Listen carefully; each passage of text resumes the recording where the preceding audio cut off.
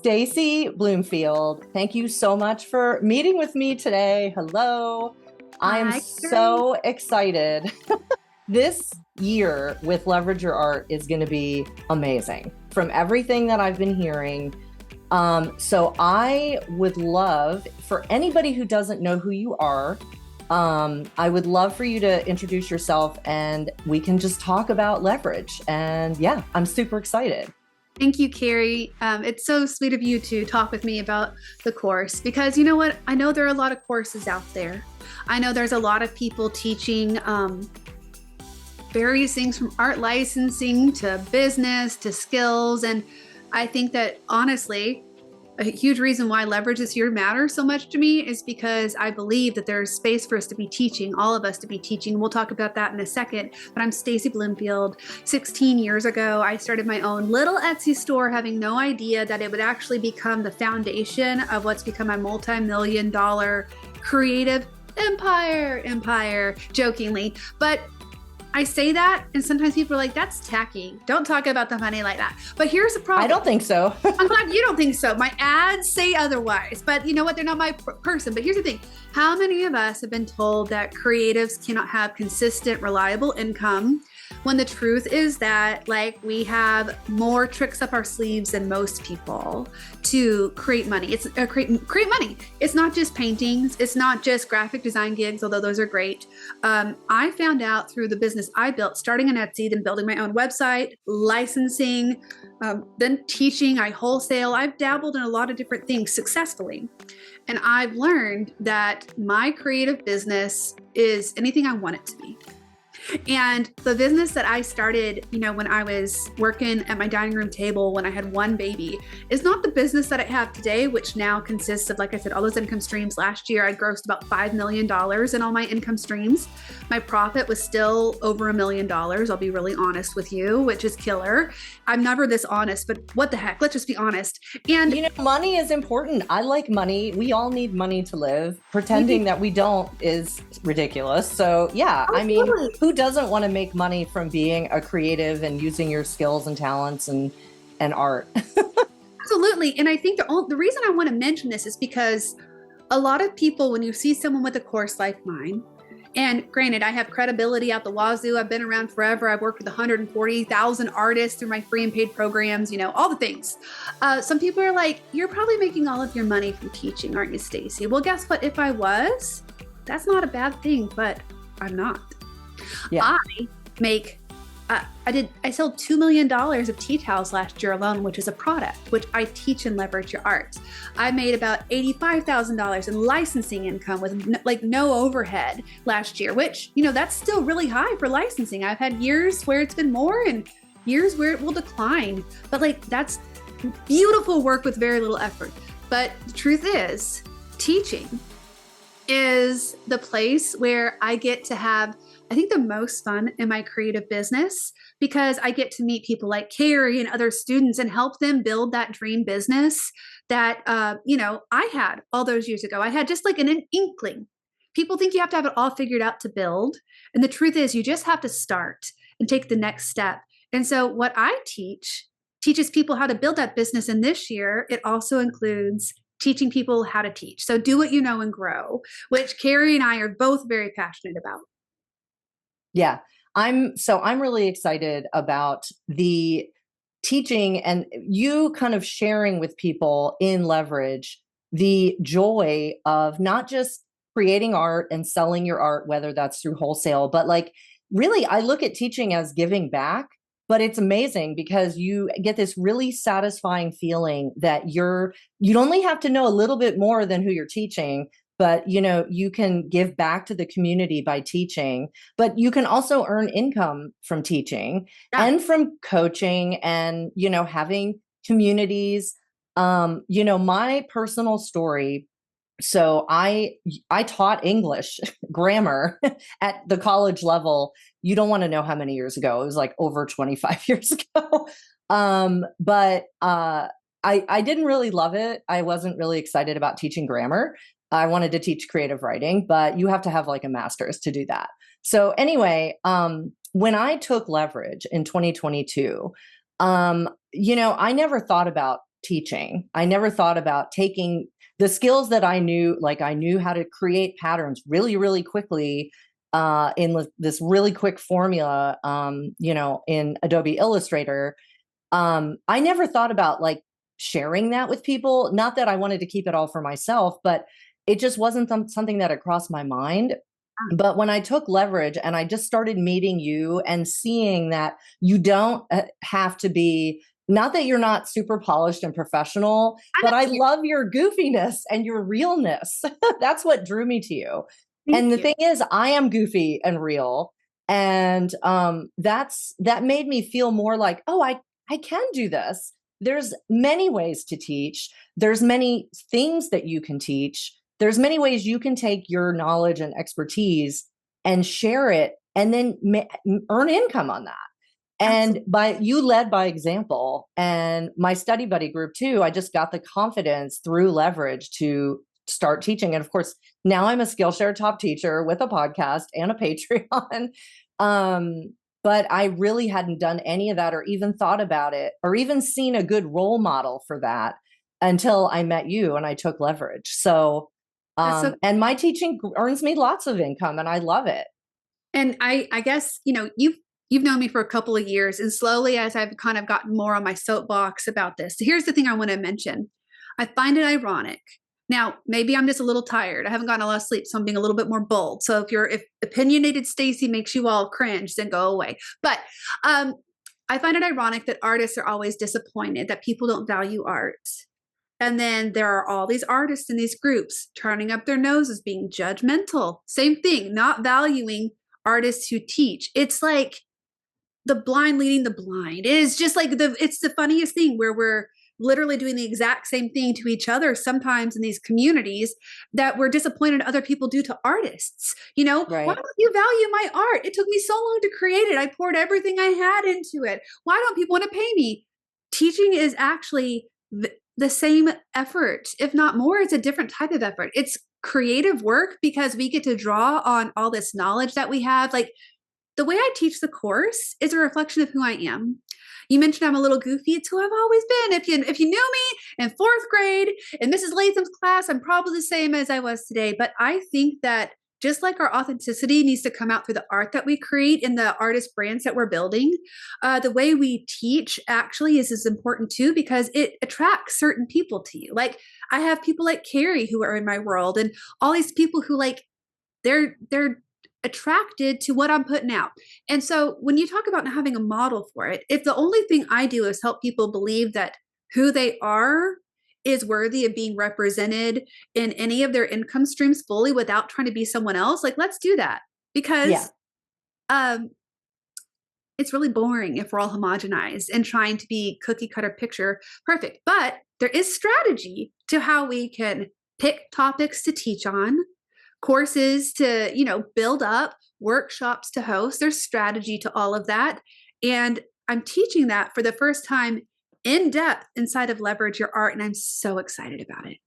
Me too. That is, I haven't found, I'll tell you, there are a couple classes on Skillshare on how to teach on Skillshare, and they're not bad, but they're very surface level and they don't really get into the why part of it. They just get into like the technicalities and, they don't get into like, I didn't leave those classes like brewing with ideas of what I could teach and how I could, take what I know and share it and, give back and also earn income on it. It was a lot more about like the technical stuff, which is great. And obviously that's important.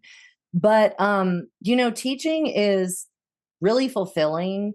And the thing about teaching is, I have had people approach me for freelance art illustration gigs and art licensing, because what happens when you become an art educator is you lend legitimacy to yourself as an artist, especially if you're teaching how to design patterns, for instance, or let's say you have a really unique way that you do cut paper portraits, or you like to paint watercolor and then draw on it with a Sharpie with your opposite hand or whatever. But everybody has their own way of making art or their own way of approaching things. And the thing is that makes you stand out but it also gives you legitimacy. So it shows that you walk the talk. Yeah. And I have gotten, I've grown an amazing community, but I've also gotten art work from being a teacher. And So you know what's incredible to that note? There's two people I want to recognize. So there's a woman who is a Leverage Art alumni. Now she was already teaching before she joined Leverage. Like I didn't used to teach teaching. I was focusing on the product side and the licensing side. And she came in and then she joined my mastermind. Her name is Danny Ives from Be Good Natured. She teaches needle felting, which is a very old school craft that not a lot of people have really thought to myself, let me pull out my old needle felting kit that I have. You know, we have our sketchbooks, but she took something that most people wouldn't think is like a popular art form and she revolutionized it with her own take on how to teach it and the subjects that she creates. But then what happens is the people then who buy her courses then become the people who buy her products where she's selling kits on needle felting. And that's where her online shop is. And she'll have stickers made of those things. And, you know, she's built this incredible business. I don't take credit for the business she's built, just that she is an example of a Leverage Art alumni who has found these smart ways to, again, have things feed off of each other in a very cool way. And then Sophie Timms is another example. She's a UK based embroidery artist, also a member of my mastermind, Leverage Your Art alumni. And it works anywhere, all over the world, teaching. You know, she's in the UK. She teaches how to embroider, and then she sells these kits. And all of her customers are in the US for the kits primarily, and then her customer base for the education is worldwide.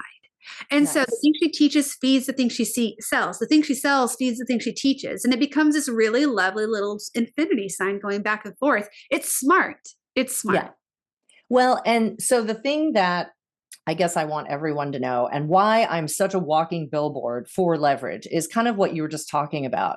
It's there are so many classes out there and a lot of them are very specialized, which is great. But as somebody who needed to kind of step back and look at the big picture of me as an artist and my business, my brand, I guess, as an artist, and I never thought I would call myself a brand. But the thing with Leverage is it takes all of this stuff and it's like looks at it holistically. So it kind of gives you this wide net. And then it helps you kind of narrow it down into a few things that work really well for you. But it kind of approaches like it's almost like having an MBA in art and art business, but also having someone write your business plan for you because it gives you all these ideas and then you can see examples of people who are doing this kind of thing. So it's real practical knowledge, but it's also not just about building collections. It's not just about illustrating. It's not just about this kind of software. It's not just about teaching. It's about the whole piece.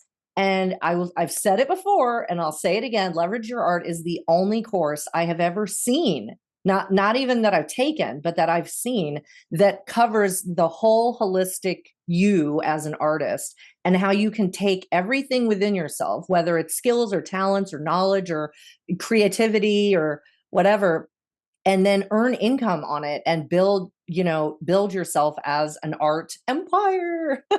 That's so kind of you to say. And the thing is, there are a lot of great courses out there that are very specialized and niche down. Now, Yeah. not to put anyone else's courses down, because I've taken a lot of great courses, but what makes Leverage different is I'm teaching you how to run a business no matter the medium that you work in. And I also am teaching people this year how to make the right decisions for themselves because sometimes people here where I'm at right now, where I do a lot of things, 16 years, I have a team of people who help me. And it's a lot of fun, but I don't do it all alone. So if you're starting out and you're like, there's so many cool things I could do, how do I make the decision? Well, first, we had changed some things with Leverage this year that make it really exceptional. I have reorganized the entire course in order to achieve a few things. First of all, we talked about the teaching module. Something else that's new is we are helping you learn how to build audiences this year. And we're not talking just post on Instagram. I'm teaching you literal systems that I use in order to have YouTube influencers that I collaborate with and have huge launches with them. I'm teaching you ways that we create loyal customers who return again and again. We're getting really into the how we meet people because the course this year is founded in these three principles for any business because the foundations of having a business are timeless. Usually artists think, I need the art side. It's okay. Just keep going. It's fine. It's probably louder where you are than what I'm hearing. So it's fine. Well, all these years I've been teaching leverage, people like the art in the business, the art in the business. And I started thinking to myself after, working with like 4,000 plus students in leverage alone, I was like, something's missing here. And I'm calling it like, it's my trifecta this year. You have to meet, make, and move. So we got to make the right art or product or course. We have to, yes, build the business, the mechanism, the plan for how we like actually monetize and grow. But you have to also build the audience. It's meeting the right people. And I tend to find that when I started simplifying it through this lens, it was a lot easier to tell where someone might be lacking in their development. I have so many students who they just want to make the portfolio. They're like, yeah, I want a license or I want to make the product, but what they really love is the art. I love art too. And then I have people who just want to build spreadsheets all day and they're on the back end of their website, but they're never launching and they're never making money. If you have all three in balance, your audience, the right thing that you're selling, and then the proper way to build the business, that's whenever you're going to be able to so much easier say, what's not working right now? And what do I need to work on? Because people will work on the wrong things in their business because they don't know. So this was a huge goal for us this year, was to create a decision-making framework for creatives to make the right choices for themselves.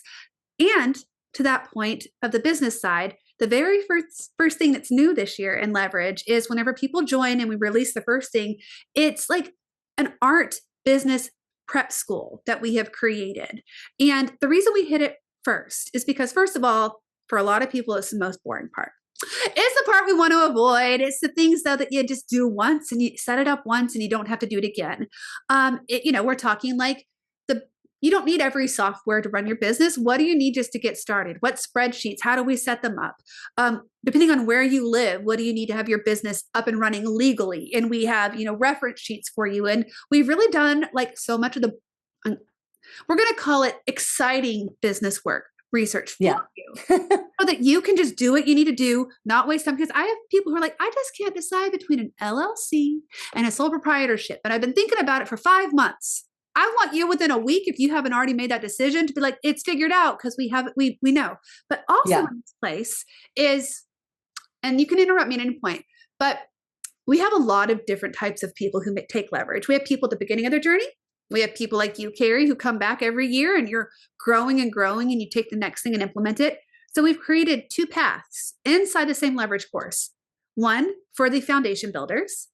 And we've identified exactly which order to take things in so that you don't get overwhelmed, because the truth is it's a great, beautiful deep dive course. And I never tell people that they're going to perfectly get everything done in 8 weeks. I deliver the content in 8 weeks, but you have a lifetime to go through it. So we want to give you realistic timelines depending on where you're at. And you get to take a quiz that tells you if you are a foundation builder or if you're a momentum maker, which means maybe you've already made some money from your art. Maybe you already have one established income stream and you're looking to level it up or add something else in that I'm specialized in. Well, those momentum makers have their own path. We have deep dive lessons this year that go more for those folks. If you're a foundation builder, you may be like, oh, I want to watch them. You can, but don't think it's for you yet, because there's a reason we teach the way we do.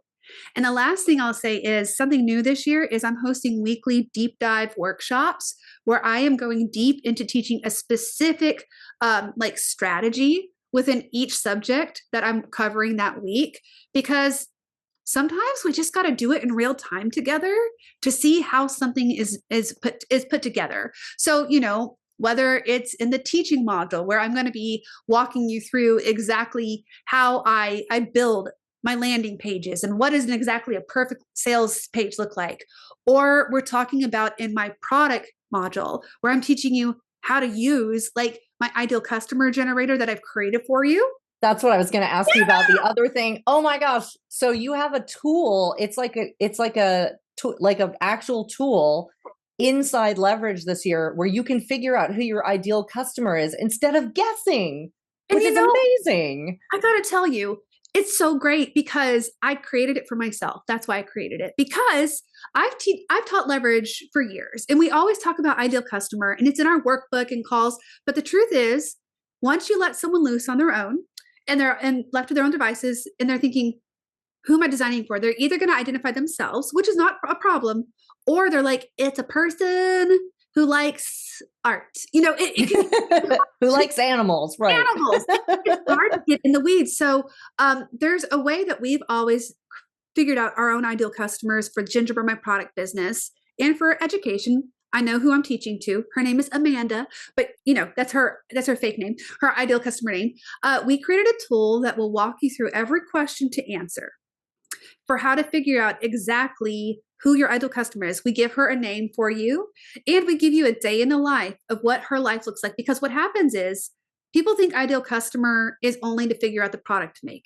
We use this in order to figure out exactly how to write our emails, exactly what tone to use, what they're interested in. Marketing actually becomes so much easier and audience attraction when you know exactly who you're talking to. You're talking to one person who represents an entire population of people who dig what you're putting down. So it's this new tool. I made it myself, y'all, and it's really fun. It works, and people say it's like we've given a couple people a little beta test of it. They really like it. That's awesome. That if I had had that when I took leverage, that would have saved me a bit of time. I mean, I just decided that my ideal customer was me, because I do buy cute cat stuff. But yeah, I think that's amazing. I mean, that right there is worth the cost of leverage and worth investing in yourself, because that is going to save you from wasting time. Life is short. You don't want to sit there and design and create art and not know who it's for or how they're going to use it or what their life is like. And it makes it so much easier instead of just looking at, well, it'll be sized like this on this product. It's like, right, but who's going to use it? I mean, a tea towel. Okay, is she going to use it to dry the dishes? Is she going to hang it up? Is she going to frame it? Does she have a baby? She's going to use it like, when she's holding her baby, whatever. And So it's so amazing. And I'm sure that's going to be just gold. this case in point, my ideal customer for gingerbread, her name is Charlotte Bloom. I know that she likes to make sourdough bread. I know that she has a little pair of clogs that she got that she likes to wear only in the house because they're really precious to her. I know that she has a little, probably like garden, but not a real garden. It's like a little pot garden, or not pot. Oh my gosh. It's like a little garden. No, I know what you mean. It's pots. It's like terracotta pots, not the other kind. Not the other kind. We don't do that in Arkansas. And then I know all these things about her, this fictionalized version of her. And because of that, when I sit down to write emails to sell my latest tea towel, it's not just like, check out this absorbent towel, which it is. Whenever you start to be able to understand maybe the emotion or motivation of who you're designing for, you can think about how Charlotte every morning wakes up and she gets her cup of tea, and she has a certain brand and a certain teacup that her grandmother gave her, and she likes to drink it only on Saturdays, out of that teacup. And so then when you're writing your marketing emails or your social media, when we tell people about telling a story, this is how you tell the story. And so I think it's actually going to rock and roll. It's going to be so good for artists.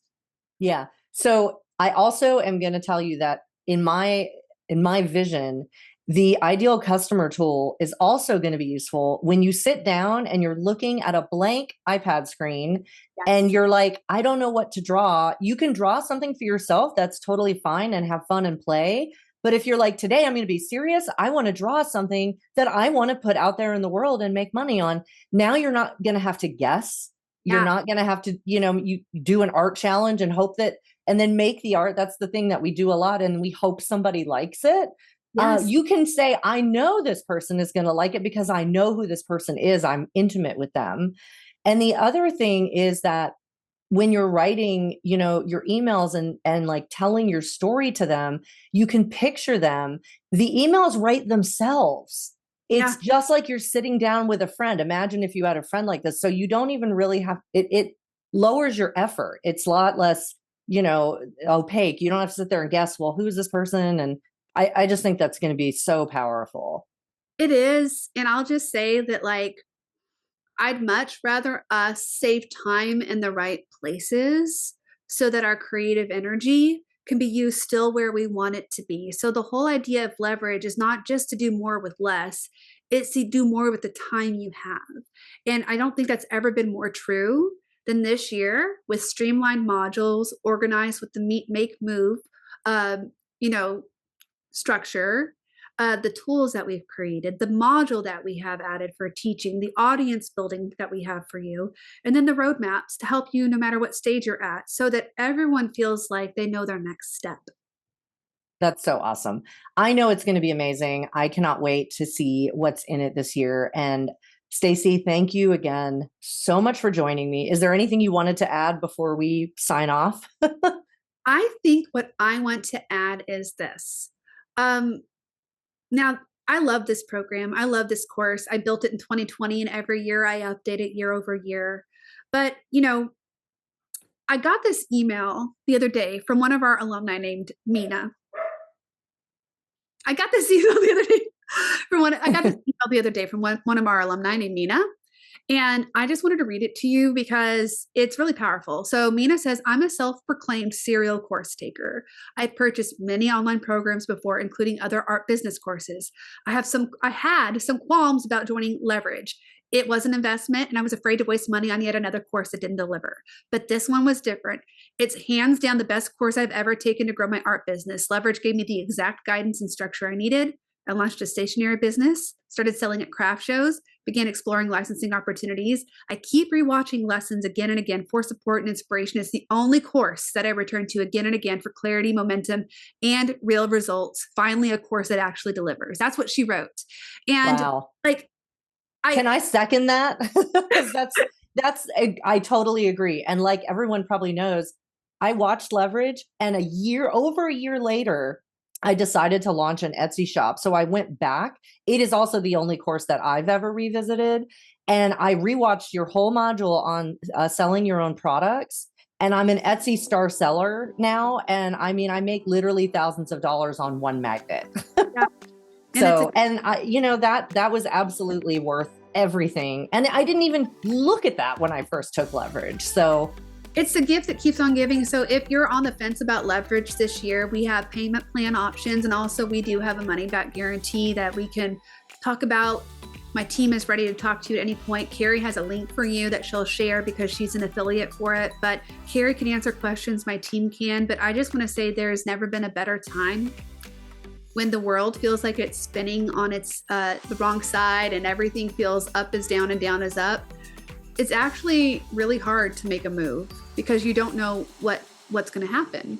But the people who make the moves, even when things are uncertain, are the ones who come out a year from now, 2 years from now, 6 years from now, so afraid that they didn't let fear stop them from something that they knew in their gut they wanted to do. That's what I did in Leverage in 2020. It was a horrible year for so many businesses. At first mine was too, and then I stepped out in faith.